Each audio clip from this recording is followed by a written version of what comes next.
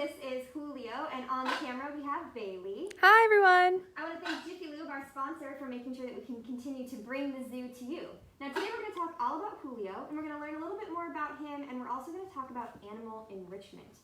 Now Julio here is a blue and gold macaw, and they are found down in South America in the rainforest. Now we want to make sure that this is really interactive with you guys that are tuning in and watching. So I'm going to ask you guys a question and see if you want to weigh in. Tell me how old you think Julio is. They can live 60 to 70 years in human care, so he can live a really long life here at the zoo. How old do you think he is currently? Now if you take a look at his body, you'll notice that he has a lot of different adaptations or a lot of things on his body that help him survive. First one is his nice bright coloration. Living in the rainforest, he actually does blend into a lot of bright things. So he has those bright feathers on his body, and they help him camouflage with things like a bunch of bananas up in the tree, or maybe the sunlight coming through the trees, or some water. So he has those nice bright colors to help him blend in, and it also helps him identify who is in his flock with him. Now Julio also has a nice long tail. This is one of his tail feathers. You can see it grows really long. And that tail helps him turn through the rainforest using really nice sharp turns to bank. And it also gives him balance. If you take a look at his beak, he has a really heavy beak. So that tail helps kind of balance him out. That way he doesn't just fall straight off the tree branch. That beak also serves another really important purpose. It helps him climb. He can use it kind of like a hand. And it helps him crack into seeds and nuts.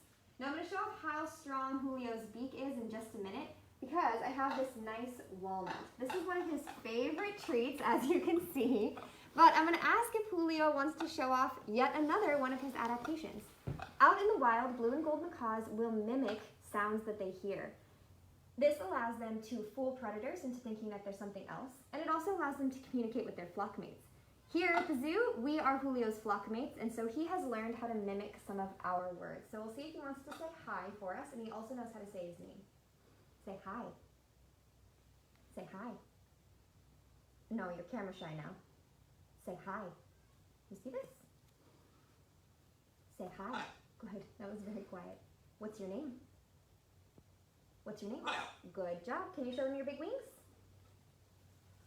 Nice job, Julio. So take a look at that beak. You'll notice that he has a black tongue, and he uses that tongue kind of like a finger. So he feels around for the weak spot of the nut, and then he can use that really strong beak to break into it and manipulate the nut with his tongue, getting it out. So that is absolutely a natural behavior of Julio's. He uses that tongue, and it's really important, and so we try to give him some enrichment that allows him to do those same behaviors as well. We do have some guesses for his age. Okay, let's hear him. We've got Chris, who says, is he 31? We have Landon, who is age 9. He's 9 years old. He thinks that he is 32. And then we've got Alia, who is 12, that thinks he might be 36. Oh, you guys are really close. He is actually 29 years old. He was born on May 4th, 1991, so he just celebrated his 29th birthday. So Julio is just about middle-aged, or not even quite middle-aged, and he still will have a long life here at the zoo. Now you can see he's actually even using the bottom part of his beak to shave off the outer coating of that walnut. So his beak, even though it seems like it's kind of just big and bulky, it's really dexterous as well. So he can use a lot of parts of that beak to get into what he needs. Now you guys also saw those nice big wings. He has those great big wings that help him fly through the rainforest, and he can also use them to scare off predators. So he sticks up those big wings if a predator comes too close, and it instantly makes his body look much larger than it was before. And then he can stick his head down and scream really loud. And that scream and those wings usually are enough to deter any predator from trying to come and eat him. So those wings serve multiple functions as well. Now today with Julio, what we're going to do is show off a behavior that he's actually learned to do here at the zoo. It's not something he'd do naturally out in the wild, but it does utilize his natural behaviors. Julio here gets enrichment in many forms. Enrichment is something that gets an animal up and active and moving around. It encourages them to utilize their natural behaviors and stimulates their brain as well. Some of Julio's favorite enrichment are cardboard boxes. He likes to make little nest boxes out of them and just tear them up. He also likes anything that has to do with seeds and nuts, of course. But one of the newer things that Julio has actually learned is a trained behavior, and training is a really important part of enrichment. So Julio has actually started painting. This is one of Julio's masterpieces. Now, while Julio's painting, does he care what he's doing? Is he utilizing his artistic expression? Probably not. He's trained to hold the paintbrush, and he moves it around in his beak, and that kind of moves it on the paper, and he gets rewarded at the end.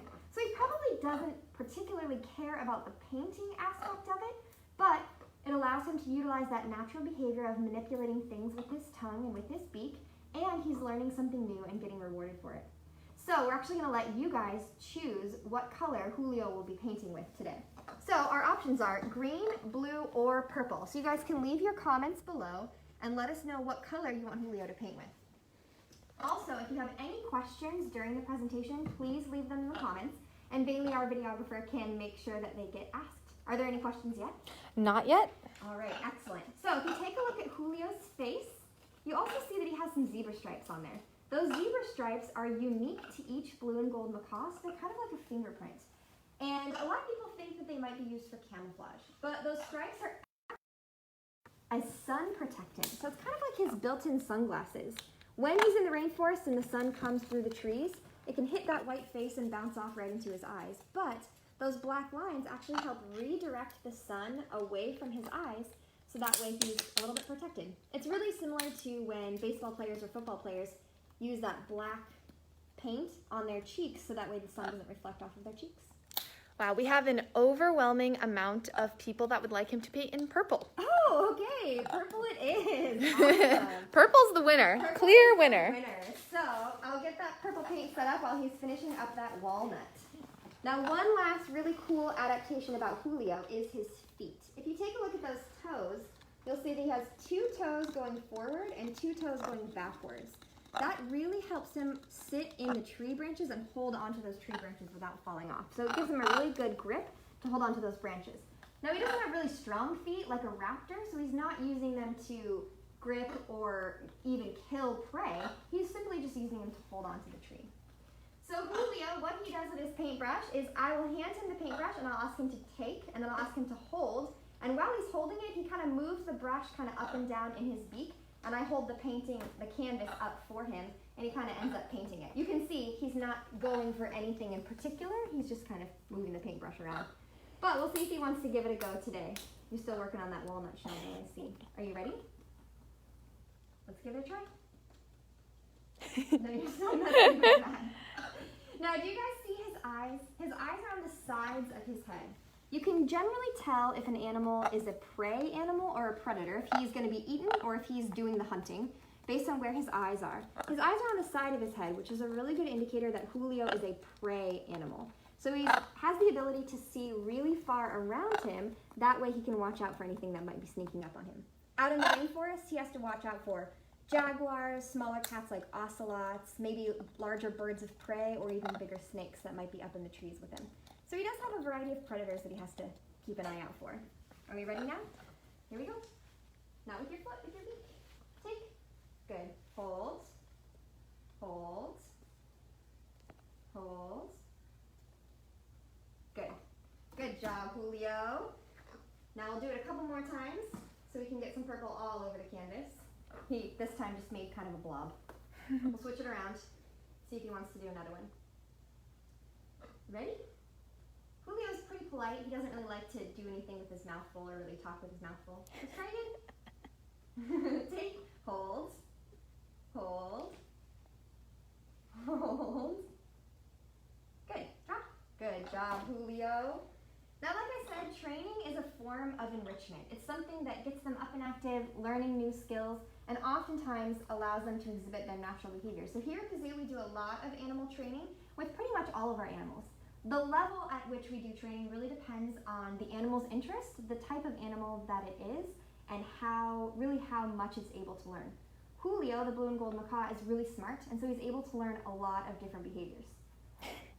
Are there any questions? Yeah, so we had a comment that he still looks hungry, which is a perfect segue because Chris asked, what is his diet? Oh, excellent. Julio is always hungry. We'll go ahead and say that. Julio claims that he's never fed. Even kind of like your animals at home, they claim that they've never been fed. Julio's the same way. Here at the zoo, he eats a variety of different fruits and vegetables, seeds and nuts, as you can see. And then we also give him a special biscuit called Parrot Supreme, which has a lot of nutrition that we need out in the wild, or that he needs here at the zoo, and then out in the wild he would eat pretty much the same thing, a wide variety of fruits that he finds in the rainforest and a lot of plants as well. Now we'll see if he wants to paint one more time, and then I have some food for him so we can kind of show off what his normal diet is. Take. No, not with your foot. Take. No, thank you. Are you done? Apparently he's done. So Julio here eats a variety of different things, and I have some of his food with us. So I have corn, I have some banana, and it's actually kind of laced with seeds and nuts, which is not typical, but you can have it all, why not? Oh man, look at that. Happy bird. Now, oftentimes people see Julio here at the zoo and they think, wow, that would make an amazing pet. Let's talk about why Julio would not make an amazing pet. Well, first of all, they live 60 to 70 years in human care. So oftentimes when people get them as pets, they're going to outlive their owners. And so the owners really have to figure out a contingency plan and even put them in their will to make sure that someone is around to take care of their parrot after they're gone. The second thing is, we talked earlier about how they scream really loud. Parrots are naturally very loud animals. They live in a large flock, and they really just have to communicate with their flock mates a lot. And their flock mates may be way far ahead of them in the trees. So they're really noisy. They're constantly making noise and checking in with their flock mates, and they use that loud scream to let you know that a predator is there. And in the case of animals in the pet trade or in your home, they might use that scream to let you know that they haven't been fed yet, that they aren't getting enough attention. So they are pretty noisy things. He also has the mental capacity and the attitude of about a 2-year-old. So you're talking about a 2-year-old for 60 to 70 years. They need a lot of attention. They're really, really smart, and they need a lot of stimulation all the time. And so for someone who maybe works during the day and can't give them constant attention, they start to turn to more destructive behaviors like tearing up your house or plucking at their feathers. And so here at the zoo, thankfully, Julio has 6 people that are kind of at his beck and call all the time to make sure he has lots of food and lots of stimulation. But in someone's home, they can be really challenging pets. So definitely do your research. The pet trade is one thing that's really harming parrots out in the wild. So you really want to make sure that you're getting it from a reputable source if that's the way to go, and definitely do your research. Yeah, that's great. We also do have a question about where is Julio from and how can we help his friends in the wild? Oh, very nice. Great question. So Julio was actually born in human care, and he was born in the Bay Area at an aviary. And he came to us when he was actually only about 1 month old. He was raised really closely with people, and he was meant to be part of our education department so that he could educate people about blue and gold macaws. A great way to help Julio, and a really easy way to help Julio, is to make sure that you're buying sustainable products. A lot of the rainforest is being used for a variety of different things. So make sure that you are utilizing products that aren't, impacting the rainforest and the habitat where he lives. And really easy, recycle. Make sure that you're using less plastic and you're recycling those things so that way all the animals stay safe. There's also a lot of different conservation funds. So if you want to look into conservation funds that take place in the rainforest, if you help save one animal in the rainforest, you're going to help save all of the animals in the rainforest. And Stephanie asked, does Julio have other bird friends at the zoo? Julio does have other bird friends. He lives in a building with 2 other parrots, an eclectus parrot and a thick-billed parrot. However, Julio is a bit of a bully, and as I said, he's always hungry. So Julio tends to climb down and steal the other birds' food. So while he is in the same building as them and they talk to each other and they interact with each other, he's not really allowed to play with them because he doesn't play very nicely. So we are more of his flock. The humans are more of Julio's flock here at the zoo. Okay. So we have a few more minutes. If anyone wants to enter some more questions, we would be happy to answer those. Yeah, we absolutely love all questions about Julio and really any of our animals here at the zoo. It's so much fun to be able to tell you guys a little bit more about them and teach you more about what they do. Now, like I said, one of Julio's favorite enrichment is cardboard boxes. And basically what he does is he tears off little tiny bits, and we can give him a whole box that's all enclosed, and he can tear his way in, and then he spends the rest of the day in there eating his food, tearing off little pieces, and making a little nest for himself in there. Julio, you have some fans on the live. They're asking, why are you so adorable with heart eyes? If only we knew. You are so adorable, aren't you? Julio also has a little bit of green on his head, you'll see. Now, an interesting thing about macaws is that they live in large flocks, and within their flock, they actually form a little bit of their own language.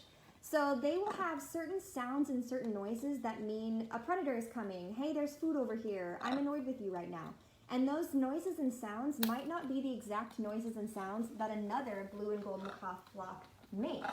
So if Julio were out in the wild living with a flock and he left to go find another flock, he actually might have to learn a little bit of a different language. It would be like learning a new dialect because they all kind of form their own unique language. That is awesome. We did get a few questions in. So Jade, age 4, wants to know if he can talk. And then Melissa's asking how much they weigh. And then just to also repeat how old he is. Excellent. So Julio is 29 years old, and he weighs about 2.5 pounds. And that's pretty typical for a blue and gold macaw. And then the other question for you is, yes, he can talk when he feels like it. He can say hi, and he can say his name, Julio. I'll see if he wants to do that for us today. Say hi. Oh, that was very quiet. Say hi. Good. What's your name? What's your name? Good. Sometimes it's really clear, and sometimes it's not as clear. Kind of just depends on his mood. So Julio can talk. He says a lot of other words as well. He says, my name, Brooke. He says our supervisor's name, Laura. He says, what up, whatever, oh yeah.